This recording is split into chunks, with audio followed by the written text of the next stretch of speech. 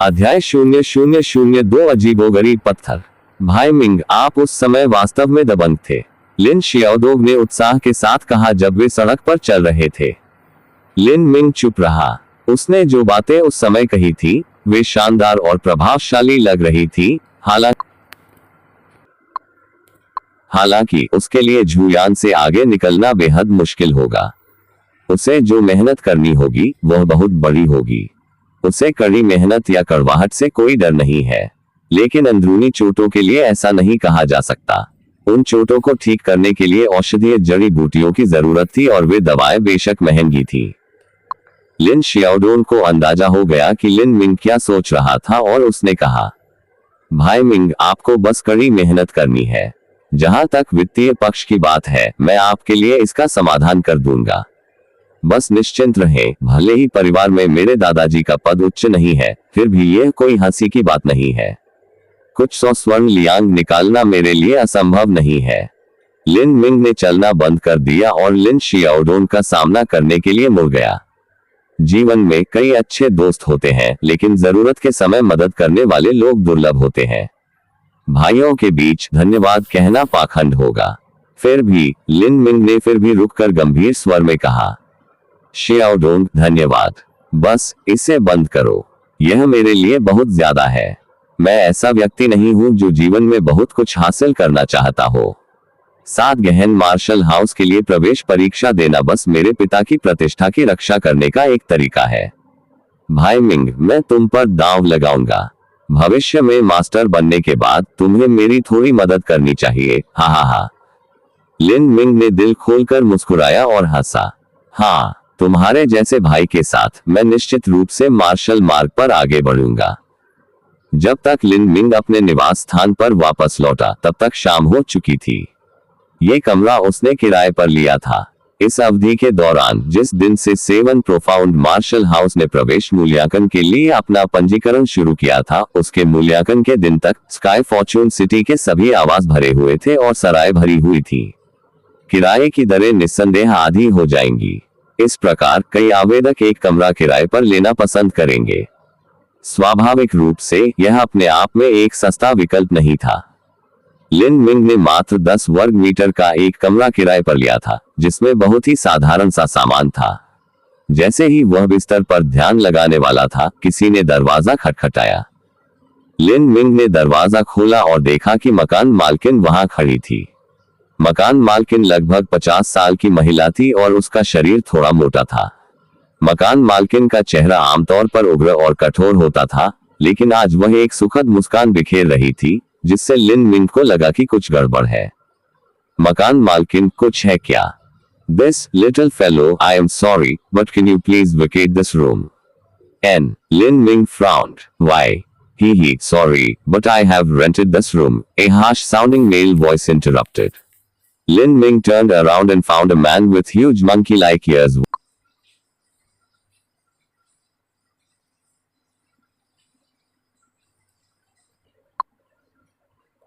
क्या यह है? छोटे दोस्त, मुझे खेद है, लेकिन क्या आप कृपया इस कमरे को खाली कर सकते हैं? एन लिन मिंग ने भौहें सिकोड़ी। क्यों?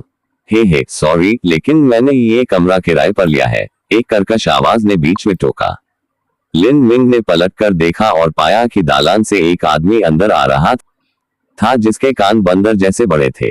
वह आदमी चंचल अंदाज में मुस्कुरा रहा था। एक पल के लिए उसे देखते हुए लिन मिंग ने उसे झू यान और दूसरे युवक के पीछे चलने वाले अधीनस्थों में से एक के रूप में पहचाना। ऐसा लग रहा था कि वह दूसरे युवक का अधीनस्थ है।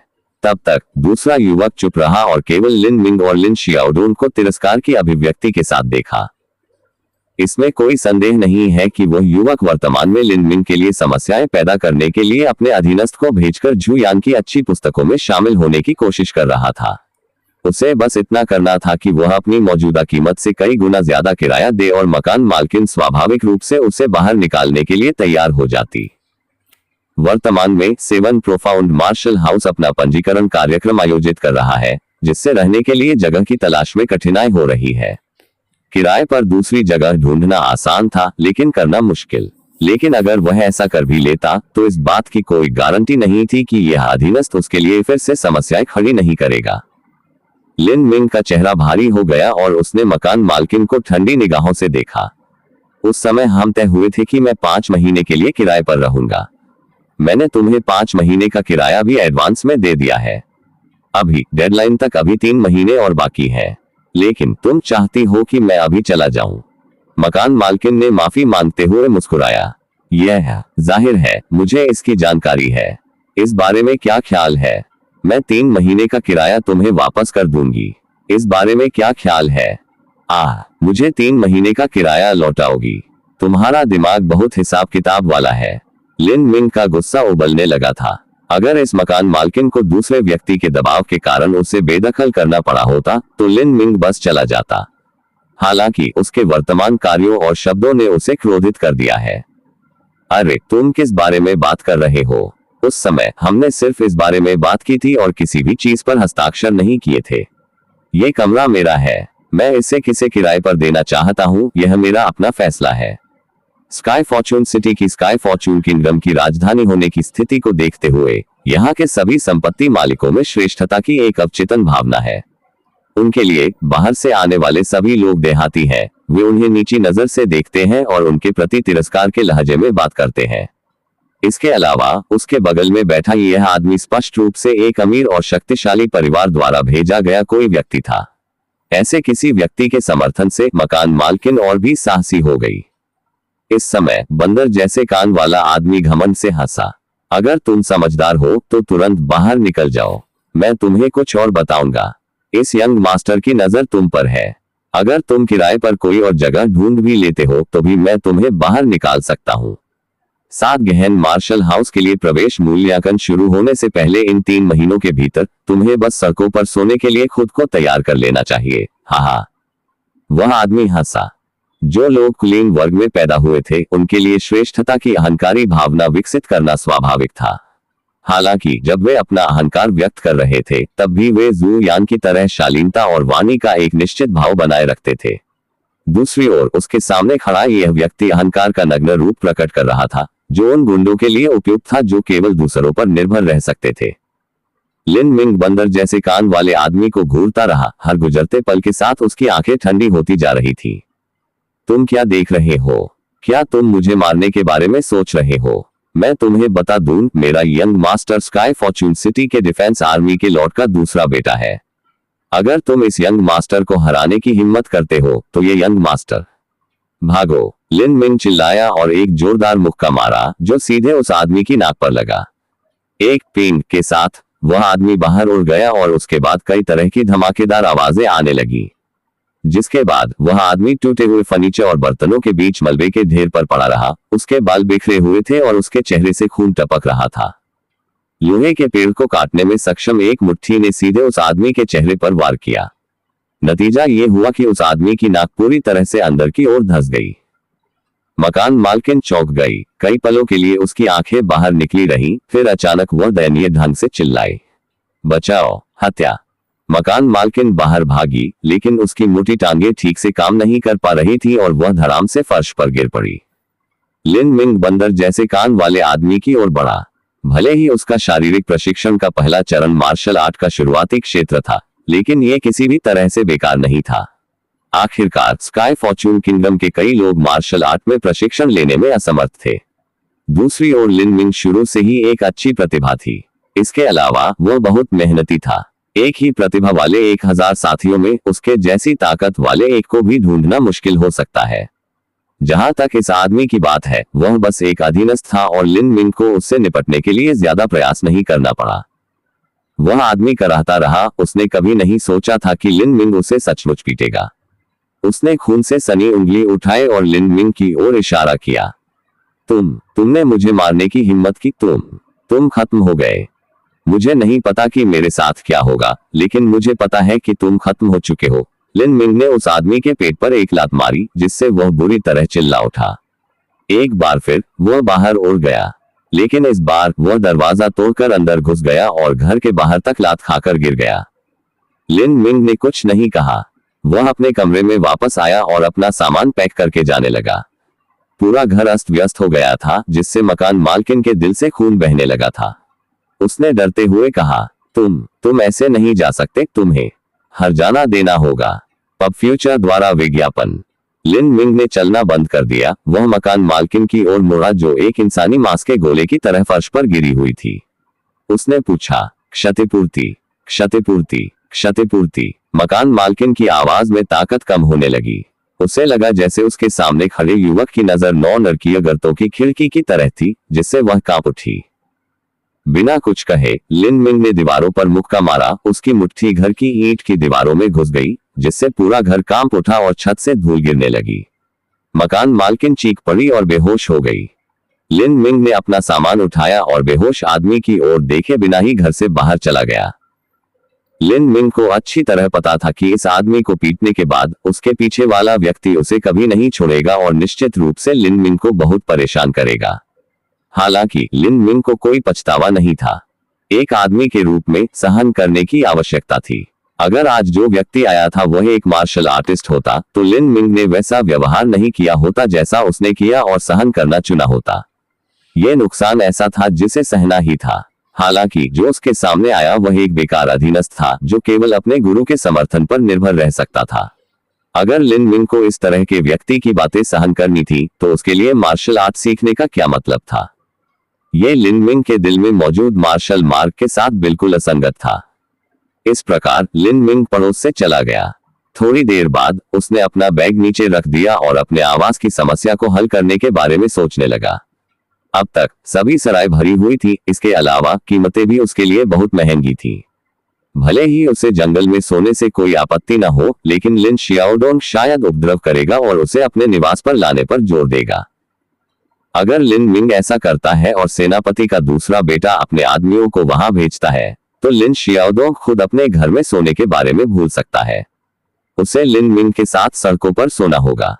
इसके अलावा लिन मिंग ने अभी अभी एक खतरनाक मुसीबत को भड़काया था। इस बात की कोई गारंटी नहीं थी कि सेनापति का दूसरा बेटा कुछ गुंडों को नहीं भेजेगा। इन लोगों की नजर में दूसरों को अपंग बनाना कोई बड़ी बात नहीं थी। लिन मिंग लिन शियाओडोंग के लिए इस तरह की समस्या नहीं लाना चाहता था। अगर ऐसी बात है तो मैं कहां जाऊं? इस पर विचार करने के बाद लिन मिंग को अंततः एक जगह का ख्याल आया, स्काई फॉर्च्यून सिटी में सबसे शानदार भोजनालय grand clarity pavilion. Grand clarity pavilion के उपभोक्ता वर्ग के सभी लोग उच्च श्रेणी के हैं। इसके अलावा उनके पास खुद भी एक मजबूत पृष्ठभूमि है। सत्ता के इतने मजबूत आधार के साथ एक आर्मी लॉर्ड का दूसरा बेटा इसके खिलाफ कुछ नहीं कर सकता। लिन मिंग ग्रैंड क्लैरिटी पवेलियन जाना चाहता था। जाहिर है कि वह पैसे खर्च करके कोई जगह किराए पर नहीं लेना चाहता था। वह काम की तलाश में वहां जा रहा था। लिन मिंग के माता पिता एक रेस्टोरेंट चलाते हैं। ये तय था कि लिन मिंग खाना बना सकता है। उसके खाने का स्वाद भी काफी अच्छा था। हालांकि वह इतना घमंडी नहीं था कि वह ये सोचे कि वह स्काई फॉर्च्यून सिटी के रसोइयों से मुकाबला कर सकता है। आखिरकार उसकी खासियत खाना पकाने के क्षेत्र में नहीं थी। लिन मिंग के आने पर भी ग्रैंड क्लैरिटी पवेलियन जगमगाता रहा। यह स्काई फॉर्च्यून सिटी में सबसे अच्छा व्यवसाय करने वाला प्रतिष्ठान है। लिन मिंग के कपड़े बहुत साधारण थे, जिससे उसे प्रतिष्ठान में प्रवेश करते हुए देखने वाले सभी लोग उसे अजीब भाव से देखने लगे। इस तरह के कपड़े पहनने वाला व्यक्ति आमतौर पर इस ग्रैंड क्लैरिटी पवेलियन में खाना खाने में असमर्थ होता है। इसके अलावा यह भी तथ्य था कि लिन मिंग केवल 15 वर्षीय किशोर है। हालांकि वेटर ने अनुकूल व्यवहार बनाए रखा और पास आकर पूछा, छोटे भाई, क्या तुम अपने माता पिता के साथ यहाँ हो? लिन मिंग ने अपना सिर हिलाया और जवाब दिया, मैं यहाँ नौकरी के लिए आया हूँ। यह सुनकर वेटर भौचक्का रह गया। एक मात्र 15 साल का लड़का कौन सा काम कर सकता है? यहाँ वेटर के लिए कम से कम 18 साल की सुंदरियों या कम से कम 20 साल के सुंदर पुरुषों की जरूरत होती है। खाना पकाने के मामले में 15 साल का लड़का किस तरह का खाना बना सकता है? चले जाओ, यहाँ कोई उपद्रव मत करो। वेटर ने अधीरता से अपना हाथ हिलाया। मैं सचमुच काम कर सकती हूँ, बस मुझे रसोई में जाकर कोशिश करने दो। वेटर ने दुखी स्वर में पूछा, आप क्या कर सकते हैं? लिन मिंग ने मुस्कुराते हुए जवाब दिया, हड्डियां निकालना। क्या? वेटर हैरान रह गया। हड्डियां निकालना एक पक्षपातपूर्ण काम है और हर रेस्टोरेंट में ऐसा काम नहीं होता। इस काम में मीट ड्रेसर को शिकार या शिकार किए गए जानवरों को टुकड़ों में काटना होता है और साथ ही उसकी हड्डियां भी निकालनी होती है। एक मास्टर स्तर का मीट ड्रेसर आसानी और कुशलता से गाय को काट सकता है। एक अच्छा मीट ड्रेसर भी गाय को काट सकता है, लेकिन उसे हर साल चाकू बदलने की जरूरत होगी। कुछ मीट ड्रेसर को तो महीने में एक बार चाकू बदलने की जरूरत होती है। इसके अलावा इसमें शामिल दक्षता कम थी और उन्हें गाय को काटने में आधा दिन लग जाता था। ग्रैंड क्लैरिटी पवेलियन के लिए उनके अवयव गाय का मांस नहीं बल्कि क्रूर जानवरों का मांस है। क्रूर जानवरों का मांस स्वादिष्ट होता है, लेकिन उनके शल्क, त्वचा, हड्डियां और टेंडन असाधारण रूप से कठोर होते हैं। आम लोगों को इसका एक छोटा सा हिस्सा काटने के लिए बहुत संघर्ष करना पड़ता है। दूसरी ओर मार्शल आर्ट के मास्टर इस तरह का काम करने के लिए खुद को नीचा दिखाने को तैयार नहीं होंगे। अगर वे तैयार भी हों तो कोई ऐसा व्यक्ति जो यह नहीं समझता कि मांसपेशियां, हड्डी और टेंडन एक साथ कैसे आते हैं, वह ऐसा करने में सक्षम नहीं होगा। काटने की प्रक्रिया में केवल शुद्ध शक्ति का उपयोग करने से इसका स्वादिष्ट स्वाद खत्म हो जाएगा। लिन मिंग पहली बार मार्शल वे के संपर्क में आया था। अपने माता पिता के रेस्तरां में उसने पिछले 10 सालों से हर दिन खुद को डीबोनिंग प्रक्रिया में प्रशिक्षित किया। यह बहुत थका देने वाला काम था। लिन मिंग ने कभी भी खुद को मार्शल आर्ट में जीनियस नहीं माना था। वह सिर्फ अपनी मेहनत पर निर्भर रह सकता था और बार बार प्रशिक्षण जारी रख सकता था। इसी तरह उसने रसोई में चाकू से लगातार वार करके अपनी मजबूत मार्शल नींव बनाई। वेटर लिन मिंग को भगाने में असमर्थ था और उसे केवल रसोई में ही ला सका। बहन लैन, ये छोटा भाई हड्डियां निकालने वाले के रूप में काम करना चाहता है। हड्डियां निकालने वाला कर्मचारी। ग्रैंड क्लैरिटी पवेलियन की रसोई में 20 साल की एक खूबसूरत महिला ने एक शानदार पोशाक पहनी हुई थी और लिन मिंग का मूल्यांकन किया। उसके शरीर पर सादे कपड़े और उसके द्वारा उठाए गए बैग को देखकर, जिससे वह शरणार्थी जैसा लग रहा था, उसने भौहें सिकोड़ी। फिर वह लिन मिंग को अंदर लाने वाले वेटर से असंतुष्ट तरीके से बोली, तुम क्या कर रहे हो? किसी को भी रसोई में ले आए हो? डोंग जी, उसे कुछ चांदी दो और उसे भेज दो। जाहिर है यह खूबसूरत महिला लिन मिंग को एक परेशान बच्चे के रूप में समझती थी। डांटे गए वेटर के चेहरे पर कड़वाहट थी। सच में उसने लिन मिंग को बाहर धकेलने की कोशिश की थी, लेकिन उसने पाया कि लिन मिंग के पैरों में जड़ें उगाई थी और वह स्थिर था। एक युवक लिन मिंग को भगाने के लिए आगे बढ़ा था। हालांकि इस समय उसे अचानक लगा कि उसके हाथ हल्के हो रहे हैं। वह असमंजस में देख रहा था क्योंकि लिन मिंग ने किसी तरह उसके हाथ में पकड़ा हुआ बोनिंग चाकू छीन लिया था। इससे पहले कि डोंग जी नाम का आदमी समझ पाता कि क्या हुआ है, लिन मिंग ने कहा, मैं यहाँ पैसे मांगने नहीं आया हूँ। बहन, मेरी कारीगरी देखने के बाद मुझे भगाने में तुम्हें देर नहीं लगेगी। पब फ्यूचर द्वारा विज्ञापन। सुंदर महिला को थोड़ा आश्चर्य हुआ। ऐसा लग रहा था कि इस छोटे बच्चे को इस शिल्प में कुछ अनुभव है। उसने डोंग जी की ओर देखा और कहा, कितना बेकार है, तुम एक छोटे बच्चे को भी नहीं संभाल सकते। गोदाम में जाओ और एक सुअर ले आओ। उसके बाद वह लिन मिंग की ओर मुड़ी और बोली, यदि आप इसे आधे घंटे 1 घंटे में पूरा कर सकते हैं तो मैं आपको ग्रैंड क्लैरिटी पवेलियन में रहने की अनुमति दूंगी। डोंग जी को पता था कि उसकी बदनामी हो गई है और वह शर्म से सुअर को लाने के लिए मुड़ा। हालांकि लिन मिंग ने उसे बीच में ही रोक दिया। कोई जरूरत नहीं, मैं वह करूंगा। लिन मिंग ने एक स्केल ड्रैकोनिक जानवर की ओर इशारा करते हुए कहा। सुंदर महिला आश्चर्यचकित हो गई। स्केल ड्रैकोनिक बीस्ट एक लेवल 2 क्रूर बीस्ट है जिसका शरीर मांसपेशियों से भरा हुआ है। ये मांसपेशियां बेहद मजबूत होती हैं और सामान्य तलवार के हमलों का भी प्रतिरोध कर सकती है। हालांकि कुछ जड़ी बूटियों का उपयोग करके और इसे 3 दिन और रात तक उबालने से स्वादिष्ट स्वाद वाला गाढ़ा सूप तैयार हो सकता है। इस तरह के क्रूर जानवर को काटने में एक हड्डियां निकालने वाले मास्टर को भी मुश्किल होगी। यह बच्चा पागल है। क्या तुम मजाक कर रहे हो? इस स्केल ड्रैकोनिक बीस्ट की कीमत 100 से ज्यादा सोने के लियांग से ज्यादा है। अगर तुम इसे बर्बाद कर देते हो तो तुम हमें कैसे पैसे दोगे? डोंग जी ने असंतोष में कहा। वह अभी भी लिन मिंग द्वारा उसका चाकू छीन लिए जाने से नाखुश था। खूबसूरत महिला ने डोंग जी को एक नजर देखा और झल्लाकर बोली, अगर मैं तुम्हें इसे बर्बाद करने दूं तो क्या तुम्हें लगता है कि तुम्हारे पास इसे बर्बाद करने की क्षमता है? डोंग जी ने अचानक पाया कि वह अवाक हो गया है। स्केल ड्रैकोनिक बीस्ट सुअर, गाय या भेड़ जैसा नहीं है। आम लोग चाकू से भी इसके स्केल नहीं तोड़ पाएंगे। इसे बर्बाद करना कोई आम बात नहीं थी। महिला लिन मिंग की ओर मुड़ी और बोली, मैं तुम्हें काटने दूंगी। लिन मिंग ने अपना सिर हिलाया और रसोई में सबसे अच्छा बोनिंग चाकू उठाया। उसने स्केल ड्रैकोनिक बीस्ट्स को केवल 2 बार काटा था। दोनों बार जन्मदिन के दौरान लिन परिवार में कुछ महत्वपूर्ण व्यक्ति थे। आखिरकार क्रूर जानवर ऐसी चीज नहीं थी जिसे एक औसत व्यक्ति खरीद सके। गहरी सांस लेते हुए लिन मिंग ने ध्यान से स्केल ड्रैकोनिक बीस्ट की स्केल्स को सहलाया, उसकी नसों का पता लगाया। इस प्रक्रिया में एक अगरबत्ती के बराबर समय लगा। उसने अपने मन में नसों का एक आरेख बनाया। अपने पिछले स्केल ड्रैकोनिक बीस्ट के आरेख से इसकी तुलना करते हुए उसने पुष्टि की कि यह सही है। इंतजार करते करते कुछ लोग अधीर हो गए और आखिरकार पूछ ही लिया, आप क्या कर रहे हैं? आप काट क्यों नहीं रहे हैं? रहस्यमय बनने की कोशिश करना बंद करो और बस इसे काट दो। यह स्वाभाविक ही था कि ये लोग अधीर हो जाते।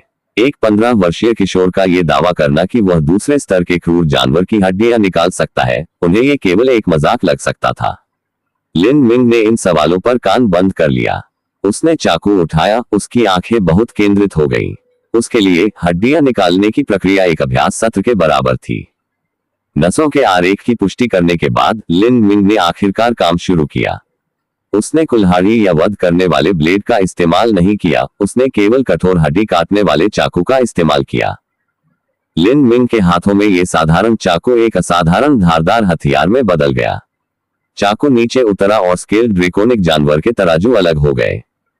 इस घटना को देखकर सवाल पूछने वाले व्यक्ति ने तुरंत अपना मुंह बंद कर लिया। अकेले इस करतब के लिए कम से कम 300 जिन 181.4 किलोग्राम की कलाई की ताकत की आवश्यकता होगी। उनके लिए स्केल ड्रैकोनिक जानवर को टुकड़े टुकड़े करने के करतब के लिए आमतौर पर कुल्हाड़ियों या आरी की आवश्यकता होती है। चाकू की धार नसों के बीच से गुजरी और उसे आसानी से काटती हुई आगे बढ़ी, जैसे कि वह कागज काट रहा हो। स्केल ड्रैकोनिक बीस्ट की सफेद मांसपेशियां सामने आने से पहले हर कोई सिर्फ श्वा श्वा की आवाज सुन सकता था। लिन मिंग को कितनी आसानी से काटते हुए देखकर डोंग जी नामक व्यक्ति ने अपनी आंखें रगड़ी। उसे संदेह हुआ कि उसकी आंखों में कुछ गड़बड़ है। क्या यह छोटा बच्चा वास्तव में स्केल ड्रैकोनिक बीस्ट को काट रहा है? लिन मिंग ने शालीनता से काम किया। कभी कभी कुछ अपरिहार्य टेंडन उसके काम में बाधा डालते थे। जब ऐसा होता था तो वह उसे बाहर निकालने के लिए क्रूर शक्ति का उपयोग करता था। इस प्रकार उसने स्केल ड्रैकोनिक बीस्ट को टुकड़ों में काटने में लगभग आधे घंटे से भी कम समय लगाया। मांस के टुकड़ों के बगल में पसलियों की कतारें क्रम में रखी गई थी। ये स्केल ड्रैकोनिक बीस्ट का सबसे मूल्यवान हिस्सा थे। इन पसलियों की लंबाई सभी एक समान थी, जिससे काम के दौरान लगभग कोई नुकसान नहीं हुआ। इस दृश्य ने सभी को चकित कर दिया। लिन मिंग ने जो किया वह आसान लग सकता है, लेकिन यहाँ हर कोई जानता था कि स्केल ड्रैकोनिक बीस्ट को टुकड़े टुकड़े करना एक बहुत बड़ा काम है, जिसके लिए लगभग 5 मजबूत आदमियों को मिलकर लगभग आधे दिन तक काम करना होगा। हालांकि उस किशोर का चेहरा काम पूरा करने के बाद थोड़ा लाल हो गया था। उसके चेहरे को देखकर लगता है कि कुछ और टुकड़े करना कोई समस्या नहीं होगी।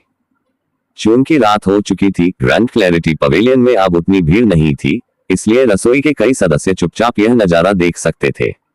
फिर लिन मिंग ने चाकू नीचे रखा और पूछा, क्या मैं अब यहाँ काम कर सकता हूँ? मेरे काम के घंटे 2 लंबे घंटे 4 घंटे से ज्यादा नहीं होने चाहिए और मेरी मांगी गई मासिक तनख्वाह 5 स्वर्ण लियांग है। एक और बात, आपको मेरे लिए भोजन और आवास की व्यवस्था करनी होगी। खूबसूरत महिला ने एक पल के लिए इस पर विचार किया और फिर सिर हिलाया। ठीक है। लिन मिंग की हालत खराब नहीं थी, हालांकि यह इसके लायक था। लिन मिंग ने पहले जो गति दिखाई थी, उसे देखते हुए 2 लंबे घंटों के भीतर कई काम किए जा सकते थे। सबसे महत्वपूर्ण बात यह है कि उनका काम अत्यधिक कुशल था, जिससे मुख्य अवयवों में बहुत कम नुकसान हुआ। इस प्रकार लिन मिंग ने ग्रैंड क्लैरिटी पवेलियन के लिए काम करना शुरू कर दिया। वहां बिताए गए 2 लंबे घंटे कोई नुकसान नहीं थे, क्योंकि यह उनके लिए प्रशिक्षण का एक रूप भी था। पेड़ के तने पर मुक्का मारना क्रूर शक्ति का प्रशिक्षण था, जबकि हड्डियों को तोड़ना सटीकता प्रशिक्षण का एक रूप था। उसी रात लिन मिंग गोदाम में रहा और उसने लेवल 1 के 3 क्रूर जानवरों को काट डाला। ऐसा करने के बाद उसका पूरा शरीर पसीने से भीग गया और उसकी बाहें दर्द करने लगी। उसने आराम करने के लिए अपने लॉज में जाने से पहले आखिरी जानवर को काटने की तैयारी की। अंतिम के लिए उन्होंने दूसरे स्तर के एक और क्रूर जानवर को चुना, गोल्डबैक पेंगोलिन। इस क्रूर जानवर के दांत पत्थरों को कुचल सकते हैं और पहाड़ को ऐसे छेद सकते हैं जैसे वह टोफू हो। पहले बहुत ज्यादा आदिम ऊर्जा का उपभोग करने के कारण लिन मिंग को गोल्डबैक पेंगोलिन के शल्कयुक्त पेट को काटने के लिए बहुत ज्यादा ताकत लगानी पड़ी। उसने इस गोल्डबैक पेंगोलिन को इसलिए चुना था ताकि वह खुद को अपनी सीमाओं से परे जाने के लिए मजबूर कर सके। तराजू को काटने के बाद उसका काम बहुत आसान हो गया।